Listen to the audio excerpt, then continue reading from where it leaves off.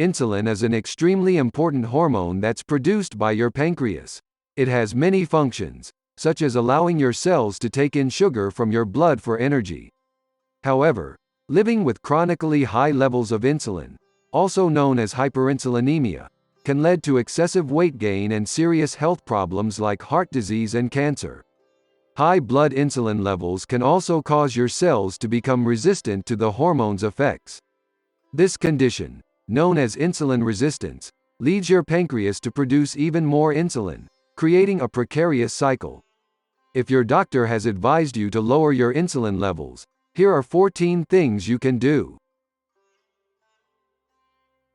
1. Follow a lower carb eating plan. Of the three macronutrients, carbohydrates, protein, and fat, carbs raise blood sugar and insulin levels the most. Even though carbs are an essential part of most balanced, nutritious diets, lower carb diets can be very effective for losing weight and managing diabetes. Many studies have confirmed the effectiveness of lower carb eating plans for lowering insulin levels and increasing insulin sensitivity, especially when compared with other diets. People living with health conditions characterized by insulin resistance, such as metabolic syndrome and polycystic ovary syndrome, PCOS, may experience a dramatic lowering of insulin with carb restriction. In a smaller study from 2009, people with metabolic syndrome were randomized to receive either a low-fat or low-carb diet containing 1,500 calories. Insulin levels dropped by an average of 50% in the low-carb group, compared with 19% in the low-fat group. Those on the low-carb diet also lost more weight. In another small study from 2013, when people with PCOS ate a lower carb diet containing enough calories to maintain their weight, they experienced greater reductions in insulin levels than when they ate a higher carb diet. Summary: while carbohydrates are typically an important part of a balanced diet, lower carb diets have been shown to increase insulin sensitivity and reduce insulin levels in people living with obesity, diabetes, metabolic syndrome, and PCOS. 2. Consider supplementing with apple cider vinegar. Apple cider vinegar, ACV, may help prevent insulin and blood sugar spikes after eating, particularly when consumed with high carbohydrate foods. One review found that consuming 2 to 6 tablespoons of vinegar daily appears to improve glycemic response to carbohydrate-rich meals. It's important to note, however, that this review incorporated studies that used other forms of vinegar in addition to ACV. Another review of studies found that consuming vinegar with meals affects both blood glucose and insulin levels. Individuals consuming vinegar with meals had lower blood sugar and insulin levels than those who didn't consume it. But again, this review did not specify ACV. A third review of studies from 2021 specifically targeted ACV analyzed its effect on glycemic control in adults. The researchers found that consuming ACV significantly decreased fasting blood sugar and HbA1c, a measure of blood sugar over time. However, ACV did not seem to affect fasting insulin levels or insulin resistance. Summary: vinegar may help ease high blood sugar and insulin levels after meals, particularly when those meals are high in carbs. However, results are mixed and more research is needed, especially around apple cider vinegar in particular. 3. Keep an eye on portion sizes. Your pancreas releases different amounts of insulin depending on the type of food you eat, but eating a large amount of foods that cause your body to produce extra insulin can eventually lead to hyperinsulinemia.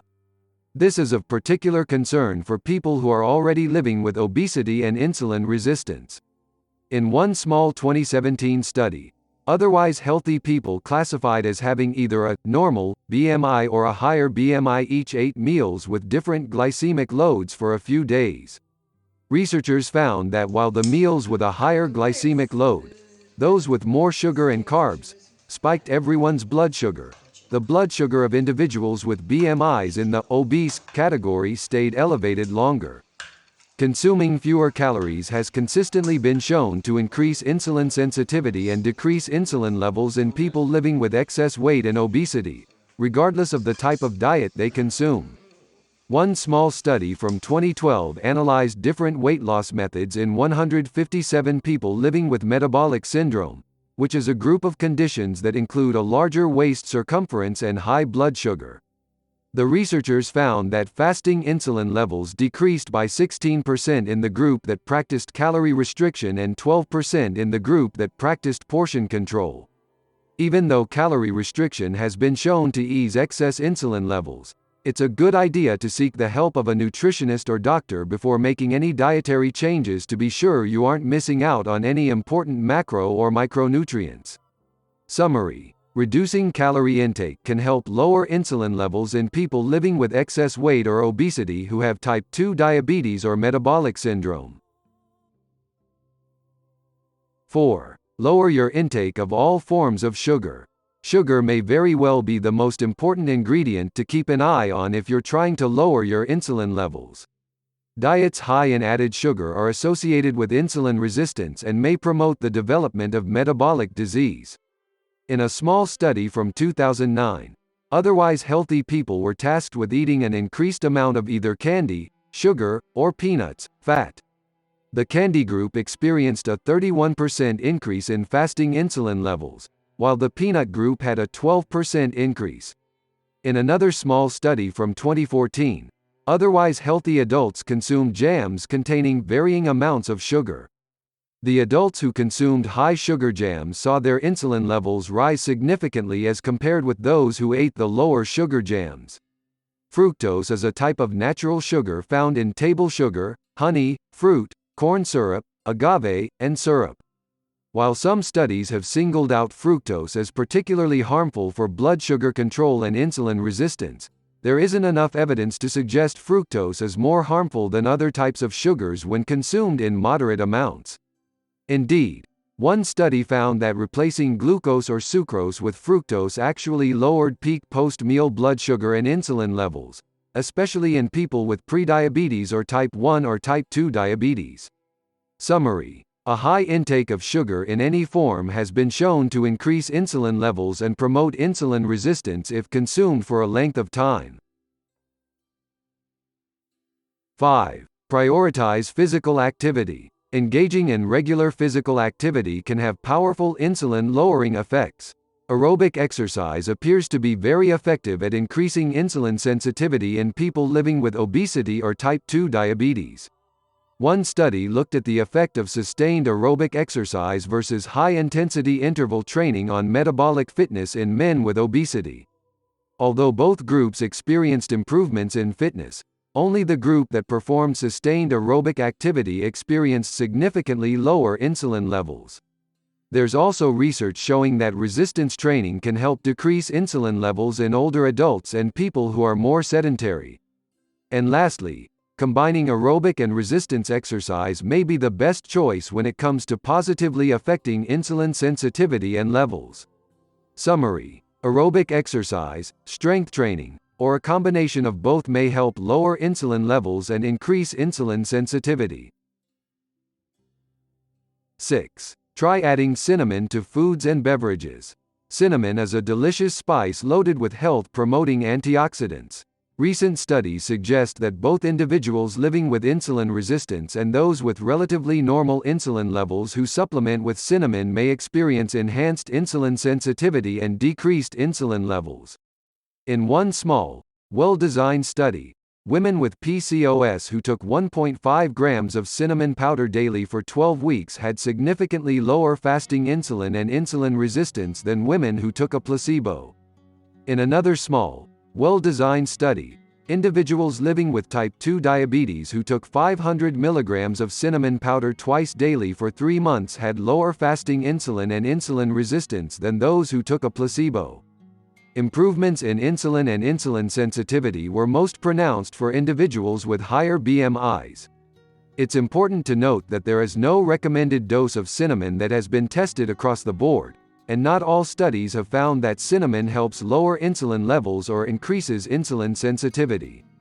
Cinnamon's effects may vary from person to person. Summary: some studies have found that adding cinnamon to foods or beverages lowers insulin levels and increases insulin sensitivity, but results are mixed. 7. When eating carbs, choose complex carbs. While complex carbs are an important part of a nutritious diet, refined or simple carbs don't usually contain a lot of fiber or micronutrients and are digested very quickly. Refined carbs include simple sugars as well as grains that have had the fibrous parts removed.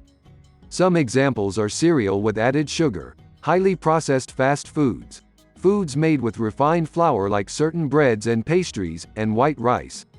Regularly consuming refined carbs can lead to several health problems, including high insulin levels and weight gain. Furthermore, refined carbs have a high glycemic index, GI. The GI is a scale that measures a specific food's capacity to raise blood sugar. Glycemic load takes into account a food's glycemic index and the amount of digestible carbs contained in a serving. Some studies comparing foods with different glycemic loads have found that eating a high glycemic load food raises insulin levels more than eating the same portion of a low glycemic load food, even if the carb contents of the two foods are similar. However, other studies comparing high glycemic load and high glycemic index diets with low glycemic load and low glycemic index diets have found no difference in their effects on insulin levels or insulin sensitivity. Summary: replacing refined carbs, which are digested quickly and can sharply raise blood sugar, with slower digesting complex carbs and whole grains may help lower insulin levels. 8. Increase your overall activity level. Living an active lifestyle can help reduce insulin levels. A 2005 study of more than 1,600 people found that the most sedentary people, who didn't spend free time engaged in moderate or vigorous activity, were nearly twice as likely to have metabolic syndrome as those who did at least 150 minutes of moderate activity per week. Other studies have shown that getting up and walking around, rather than sitting for prolonged periods, can help keep insulin levels from spiking after a meal. One study looked at the effect of physical activity on insulin levels in men with extra weight who were at risk for type 2 diabetes. Those who took the most steps per day had the greatest reduction in insulin levels and belly fat compared with those who took the fewest steps. Summary: avoiding sitting for prolonged periods and increasing the amount of time you spend walking or doing other moderate activities may help reduce insulin levels. 9. Consider intermittent fasting. Intermittent fasting, an eating plan where you have set hours for eating and set hours for fasting during a 24-hour period, has been popping up in headlines recently, specifically around its possible weight loss benefits. Research also suggests intermittent fasting may help reduce insulin levels as effectively as or more effectively than daily calorie restriction. A 2019 study compared alternate day fasting with calorie restriction in adults with extra weight or obesity and insulin resistance. Those using alternate day fasting for 12 months had greater reductions in fasting insulin and insulin resistance than those who restricted their calorie intake, as well as those in the control group. Although many people find intermittent fasting beneficial and enjoyable, it doesn't work for everyone and may cause problems in some people. A doctor or nutritionist can help you figure out whether intermittent fasting is right for you and how to do it safely. Summary: intermittent fasting may help reduce insulin levels. However, more research needs to be done, and this way of eating may not suit everyone.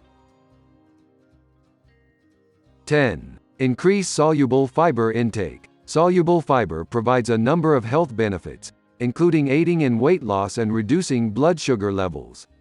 After you eat, the soluble fiber in food absorbs water and forms a gel, which slows down the movement of food through your digestive tract.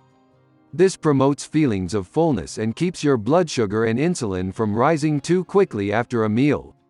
One observational study from 2013 found that individuals assigned female at birth who ate the most soluble fiber were half as likely to be insulin resistant as individuals assigned female who ate the least soluble fiber.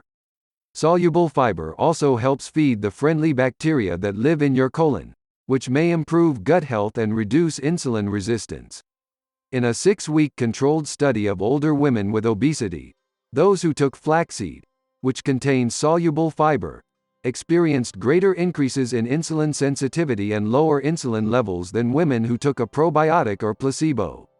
Overall, fiber from whole foods appears to be more effective at reducing insulin than fiber in supplement form, although results are mixed. One study found that insulin decreased when people consumed black beans but not when they took a fiber supplement. Summary: soluble fiber, especially from whole foods, has been shown to increase insulin sensitivity and lower insulin levels, particularly in people living with obesity or type 2 diabetes.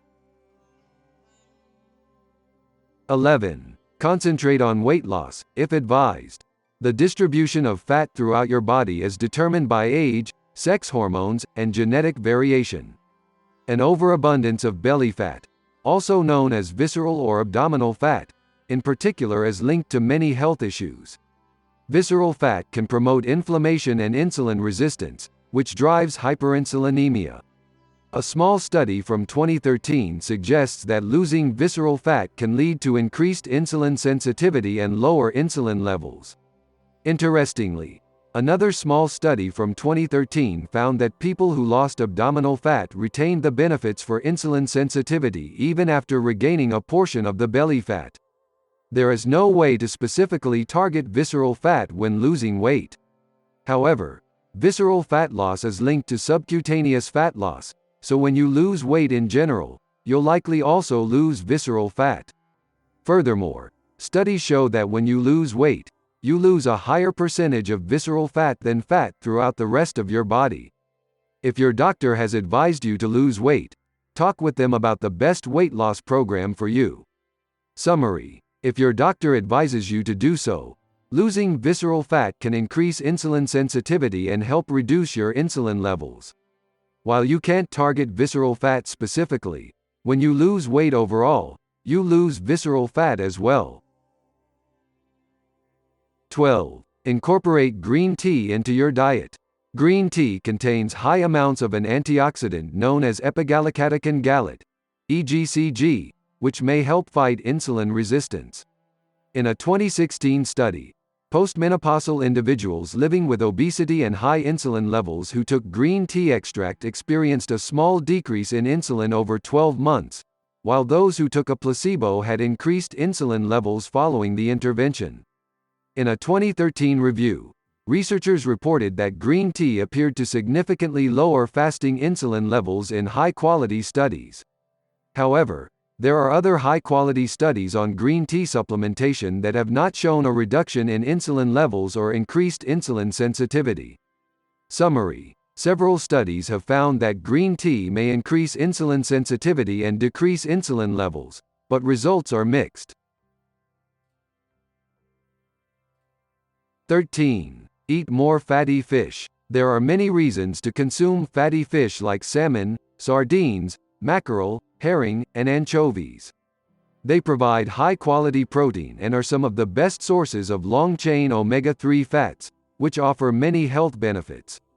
Studies have shown that the omega-3s in fatty fish may also help reduce insulin resistance in people living with obesity, gestational diabetes, and PCOS. According to the U.S. Department of Health and Human Services Dietary Guidelines for Americans' trusted source, adults can safely consume at least 8 ounces of seafood per week, based on a 2,000-calorie diet. Young children should eat less. People who are pregnant or breastfeeding should eat 8 to 12 ounces of a variety of seafood per week, choosing options that are lower in mercury. While eating fish is typically recommended over taking supplements for a variety of reasons, more omega-3s aren't always better, and fish has additional nutrients and vitamins. Fish oil supplements are sold widely in stores and are often used in studies. These supplements contain the same long-chain omega-3 fats as the fish itself, but the effective dosage has not yet been determined. Despite the need for more research, fish oil has been shown to support healthy blood sugar.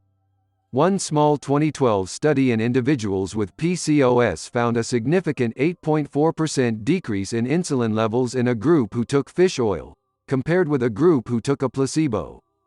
Another study from 2013 found that children and adolescents with obesity who took fish oil supplements significantly reduced their insulin resistance and triglyceride levels.